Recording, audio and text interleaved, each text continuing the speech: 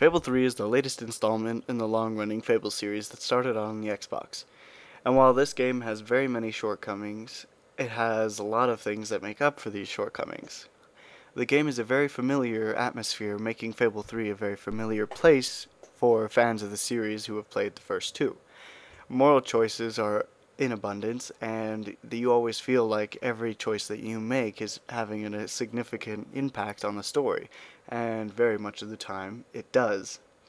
The storyline is very rewarding, and you feel like you actually made a big impact at the end of the game. You feel like you've done something, regardless of whether you follow the good storyline or the bad storyline, you feel like you've made a very significant impact at the end of the game. Also, at the end of the main story, there are a lot of side quests still to do. You can run around the world just terrorizing the citizens, or you can just do side quests and do whatever else you want.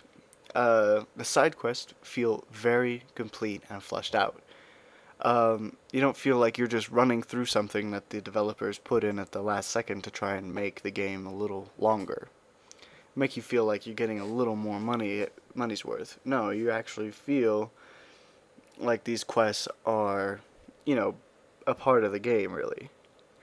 The voice acting in the game is very well done, with a lot of humor that usually sometimes can catch you off guard, or sometimes you don't catch at all. The combat system is extremely streamlined and extremely satisfying to use. You can go from slashing somebody to shooting a fireball at the next person to throwing the gun over your shoulder and shooting the guy behind you. It's very great. Magical spells also have variants based on a targeted variant, where you would shoot it at somebody, or an AoE version, which gets used on everybody in the area of effect. And as you level up your swords, guns, and magical spells, you get more satisfying kills as well as more satisfying visual appearance. The game has done away with menus in favor of these 3D interface type deals. And while normally this would be just great, sometimes it can be a little clunky, but we'll talk about that later when we get into the cons. The game has a great map system, as well as it makes it very easy to find new quests when you're looking for something to do, as well as it also helps you find side quests easier. You can also bring up just a quest log and it'll bring you right to it. Last but not least, the game is pretty, properly pretty on the PC, as well as on the Xbox 360. However, it isn't quite as satisfying to see. On the Xbox 360, though, you do feel like you're still in the atmosphere and have the same feel. So, it's good. Now for the cons.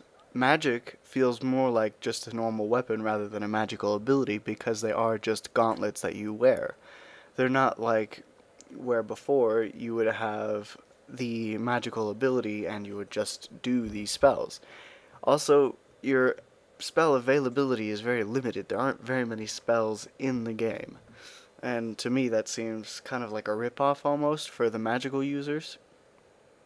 Now, I never played the second one, so I wouldn't know if it's the same way where you get magical gauntlets, but I do have the lost chapters for the PC, and I remember just having oodles and oodles of spells to choose from and use, and I liked that. I didn't have to actually go back to the map room and into the armory to pick a new spell to use. I mean, that's just not great. The no menus thing, it's great. However, I think that the ability to quick save and like a save menu, it should have just, like the saving, it just should have been a menu instead of having to go to the map room and into the save room in order to save your game. I felt that that was kind of clunky and made it kind of less streamlined. Say I was quitting the game, I didn't want to have to go all the way back into the map room to quit. Or say I want to save real quick before I go fight some boss. No, it doesn't work that way. You have to actually go in there and do it. So, not really a great con, but I mean, it is kind of annoying to me. Also, I felt there wasn't enough weapons. Various shops around town that have different weapons, but I didn't feel that there was enough. I mean, you can transform all your weapons that you do get, but still, I just didn't feel like there was as many as Fable: The Lost Chapters had. Um, yeah, just not as many. Also, I felt that the game world itself just wasn't big enough. I mean, I remember The Lost Chapters took me forever to get through. And it's just huge. Lots of areas to explore, and as well, there's a lot of areas that don't have a quest that lead you to them. You have to go find them yourself. So overall, I just felt that it wasn't big enough. I really think this game should have been left to cook for a little while. I guess they should have left it in the oven for a little bit. I mean, it's a great game. Definitely pick it up, and you'll be able to ignore the shortcomings even more if you haven't played previous Fable titles, because most of these kind of quirks about it are just because the game, I feel, didn't live up to Fable 2 and Fable 1. So while it has a lot of great new features, I do feel that it should have been, like I said, left to cook for a little while. With that in mind, I'm going to give this game a 7.5 out of 10, only because I felt that Fable 3 didn't live up to the hype and didn't live up to its predecessors. Thanks for watching, and don't forget to subscribe. Thanks.